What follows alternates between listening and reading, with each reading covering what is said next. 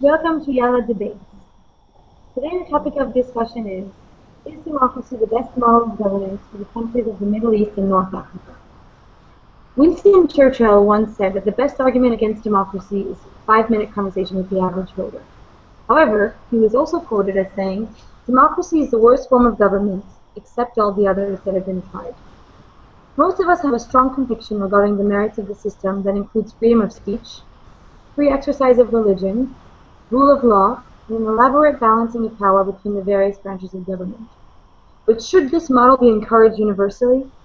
Does this model fit the politics and society of the Middle East and North Africa? Here to debate with me is Mohamed from Sudan, political activist, and Hanane Harrath, journalist from Morocco. Hi, everyone. Hi. We will begin with you, Hanane. We are going to start with the definition of democracy. Hanane, can you please go into that? First of all, I just want to say hi to all the YaLaers and the followers of YaLa Young Leaders. And thanks, Mohamed, and Yael and Oyed for this debate.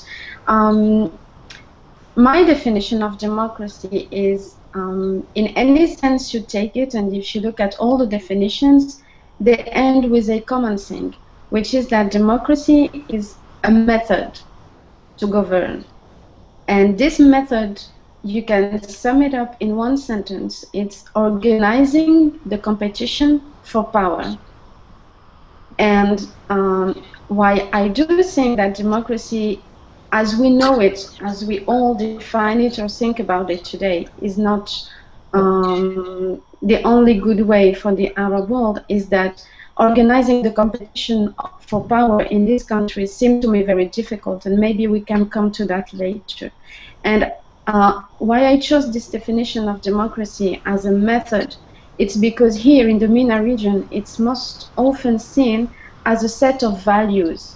And that's why it's rejected by many people, because this set of values seem to not correspond to their history or to their culture, and not to their religion, of course. Thank you, Hanane. Mohamed, would you like to give a rebuttal or your definition, how you view democracy?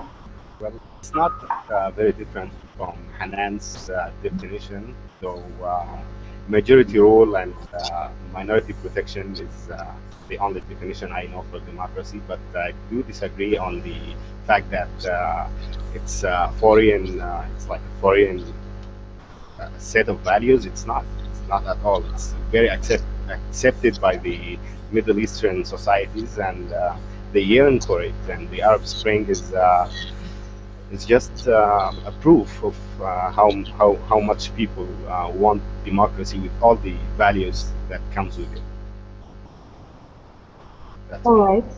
We're going to use the case study of the Arab Spring and the revolution in Egypt and see the implications of what you think, how that influences how we perceive democracy. Hanane? Yeah, okay, you took the example of the Arab Spring. And what happened during the Arab Spring? It's that there were conservative revolutions. We may not want to hear that, we may not want to hear that, but the fact is that in any country that Arab Spring occurred, there were Islamists who went to power. And it's linked to what I said before, the competition for power. Competition for power, which is the definition of democracy, means that you must have competitors for power. But the former regimes totally destroyed any political forces in these countries. So the only ones who were able, organized to win were the Islamists. But that was also part of the reality of these societies, because they are conservative.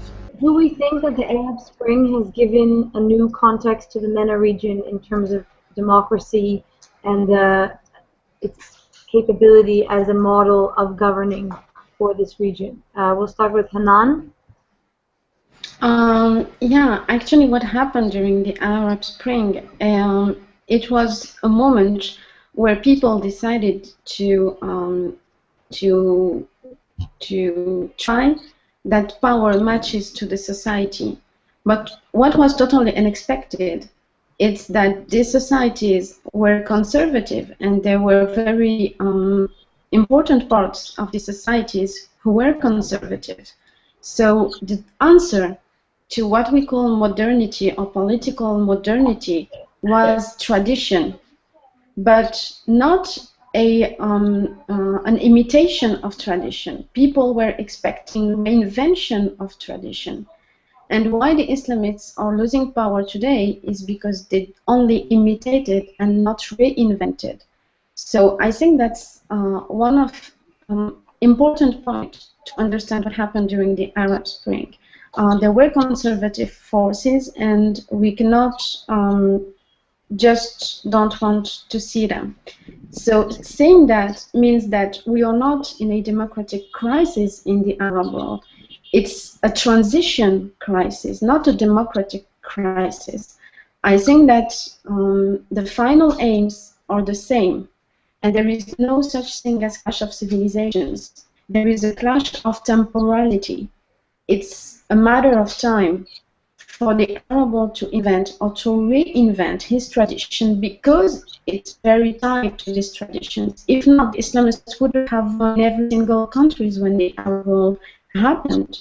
So the second thing important regarding the Arab world, and that would be my last point to answer your question, Yael, is that it was not led or inspired by an utopia or by an ideology or by the will to reinvent a new world like it was in the revolutions in Europe at the end of the 19th or 20th century.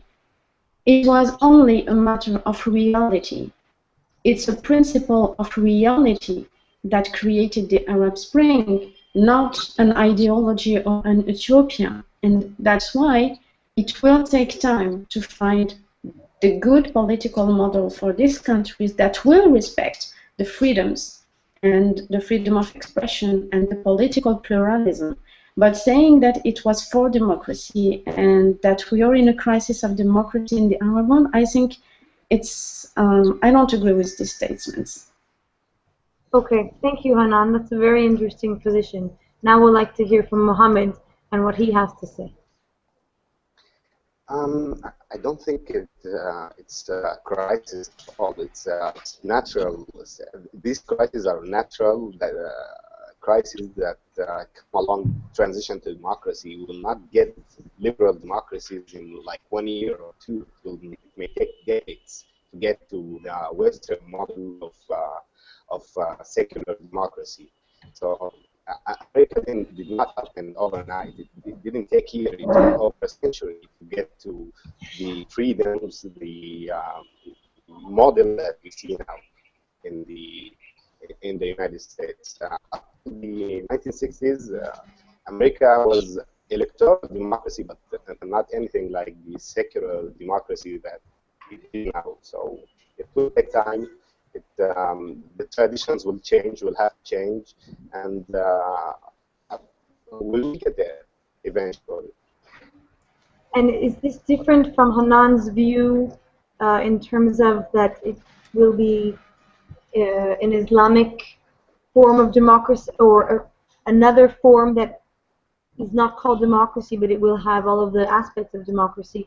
Or do you think that there is something intrinsically important in democracy within itself that could be exported in the Middle East? Or no, I don't think the Islamic democracy thing will ever work.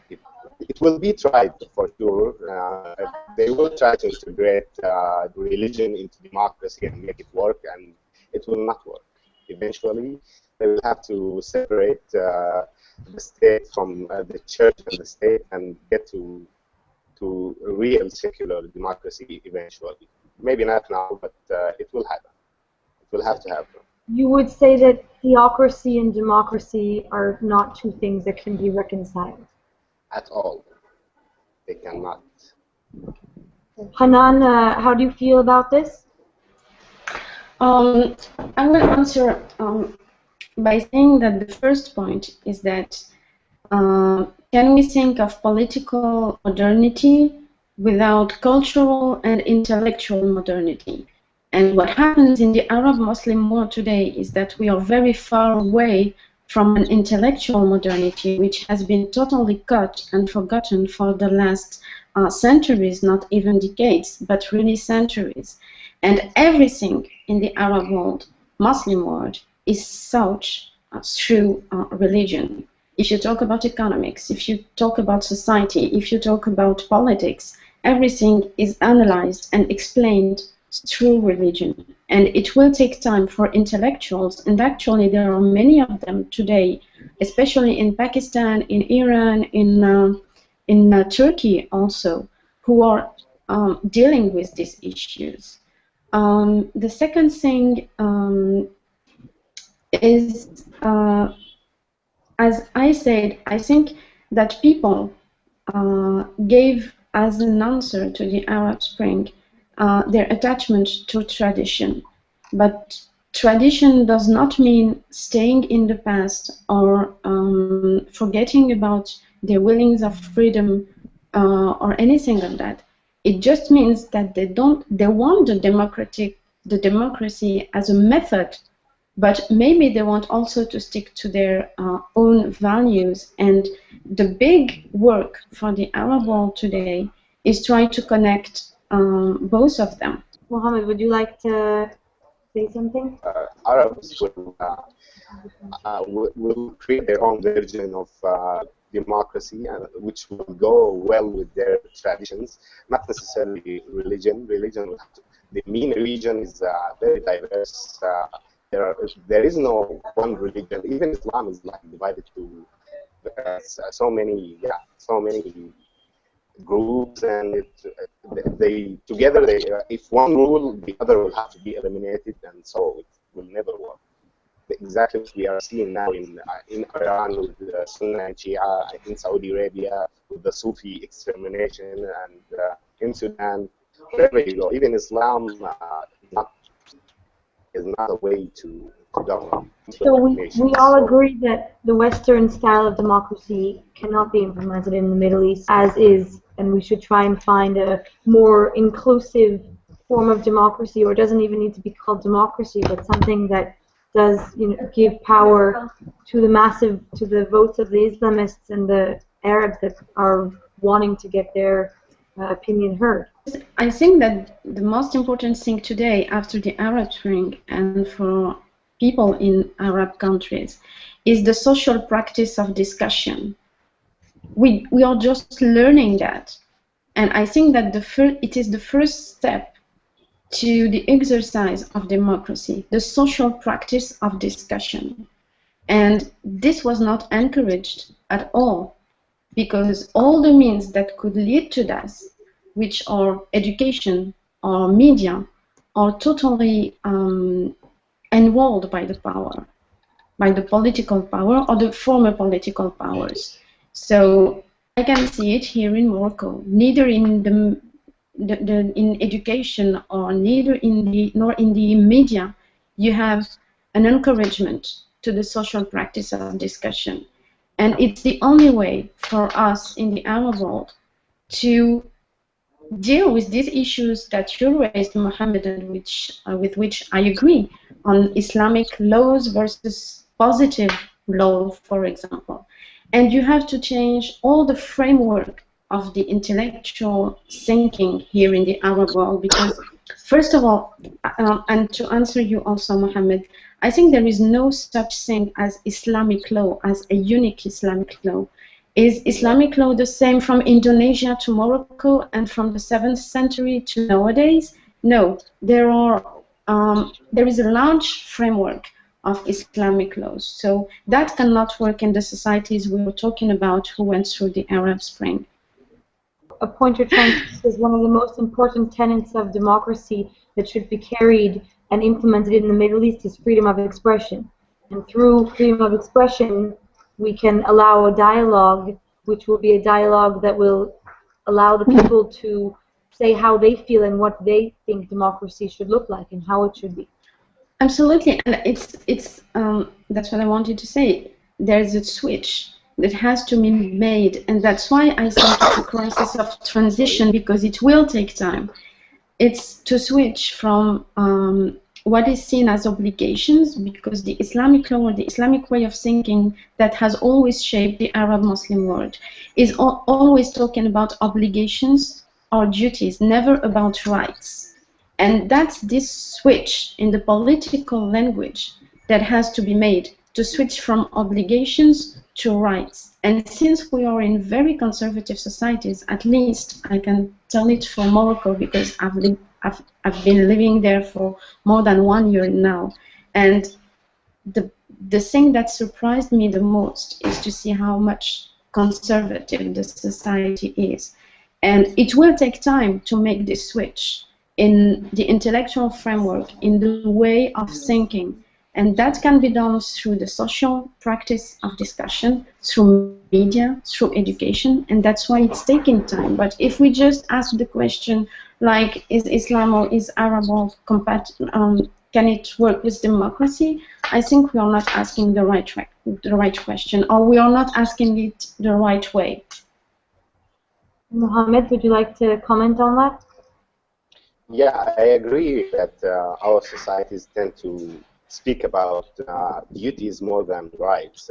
But I have seen, I have observed a great change in one of the Arab Spring countries, Egypt. People are now are more attached to rights than obligation and duties. So yeah, it has created a great change in the language. People are now freer to demand more than to ask for duties to be fulfilled. I hope it's the same for Tunisia and the rest of the Arab Spring countries. I know it's true for Egypt. I am not sure about Yemen and Libya, as I haven't been there. The Western model of secular democracy is actually very applicable to the Middle East. I'm not saying that, not agreeing that we need another form that integrates religion into the state. We actually need the secular democracy, the Western secular democracy model, as it protects the social, the religious freedoms, and as well protects all minorities. I don't think keeping the tradition is the good idea. Our tradition are not all good. So building a system on tradition is not gonna fix a lot of our social problems, like homophobia, like women oppression. It's not only the religion's fault; it's also our tradition. They tend to be oppressive of women in general, and of other minorities like LGBT minorities. So Western model is the perfect model for the Middle East, from my perspective. So you're saying that there are many aspects of Western democracy, maybe not in the title, but in what it contains of liberalism that need to be implemented in the Middle East. Exactly what I'm saying, yeah. Hanan? Yeah, I don't define tradition as a taste of the past, or it's not that. It's tradition is just taking into account the fact that democracy or concepts like that are not just concepts that arose from nowhere. They are the product of histories, of anthropological structures, of social events, of many things, and we cannot just take these concepts like modernity, like democracy, which have histories, and just try to apply them to the Arab world. I think, and I'm very confident and optimistic, that the Arab world is going through freedom, through the respect of minorities, but he's going to achieve that through the discussions, through intellectual switch. And that will take time, but we cannot just ask people to act differently as the history always learned them or taught them to act. What I see here in Morocco is that in a very conservative society, you have to really make hard work on education and to open people to other ways of thinking, but while always respecting them. Because if you don't respect who they are, they take it as something violent, as if you wanted to change them. You have to make them want to change, not to tell them you have to change because that is the good model for you. You have to make them to make them understand why it is interesting to change. What will they gain from that change? And here I'm back to the principle of reality that has impulsed the Arab Spring. And my last point, because we didn't talk about it, but I think that the economic aspect of the Arab world is the key point here, because we are talking about concepts, about political framework, but I think that the key point is the economic development, because to me, the Arab Spring was a conservative revolution made not following ideology, but the principle of reality, which was improve the daily lives of people, and that's why the Islamists are failing today. So I think that once the economic development will start, this intellectual movement and these political changes gained through the discussions and educations and media and freedom of speech will make results. But telling people you have to be like the Western democracies because that's what will respect you, I think that it won't work at all. And just my last point, you were talking about secularism. I think that we are already in secular societies. They are conservatives. They are not Islamists, because the Islamists care about politics and about state, but conservative is dealing with family and with the mosque. It's another level. So I think that these societies are conservative, but they are not Islamists. And in that way, they are somehow secular. I don't oppose secularism and conservatism. I do oppose secularism with Islamism. And I don't think that these societies are really Islamists. They won't agree with having states shaped by only Islamic rules. Mohamed, Okay. you wanted to say something? I just wanted to hear the last part about what do you oppose? Secular Islamists? Yeah, secular and Islamists, because people can be conservative, but being conservative, it means that you care about your family, the values of your family, about the mosque, about, it's not about the state or about politics. But Islamist is about the state and is about politics. So people can be conservative and secular. And I do agree, especially for the Moroccan society, it's conservative in a secular way. It's unique in the region. It's not that model is not. I'm not saying Morocco is a model. Yeah, but it's a perfect model for what you just said, the secular and conservative. It's very unique to the Middle East. Where usually our conservatism comes from religion. In Morocco, it's a matter of tradition more than religion. So yeah, I agree. The thing in Morocco is that we have the religious authority is not divided. It's all in the hands of the king as the chief commander of the believers, commandeur des croyants. So I think that's what makes Morocco specific. It's because there is no competition for religious authority. It's all in the hands of the king. I do agree that we need education and make people want democracy first before we actually make it happen. It makes one secular democracy before we make it happen, but it will happen in time. Education is becoming more and more affordable and more available for even those who have no money at all, and we will get there, I think. We can all hope. Do you have anything to add from your own experiences in Sudan, as Hanane gave us a little glimpse of her experiences in Morocco? Actually, we went for the opposite way. In Sudan, we had democracy since 1946, 64, since 1964. But the society is not conservative by default. It's conservatism was introduced in the late 90s. We were very secular socialists. After the revolution of 1950 in 1985, and people elected a very liberal party, and it was a good message to the Islamists who were trying to take power that it cannot work. But ultimately, they carried a military coup, the Islamists, and took over, and have been trying ever since to change the society from secular to conservative. And they have actually done a great job so far. And not great in, but they did succeed.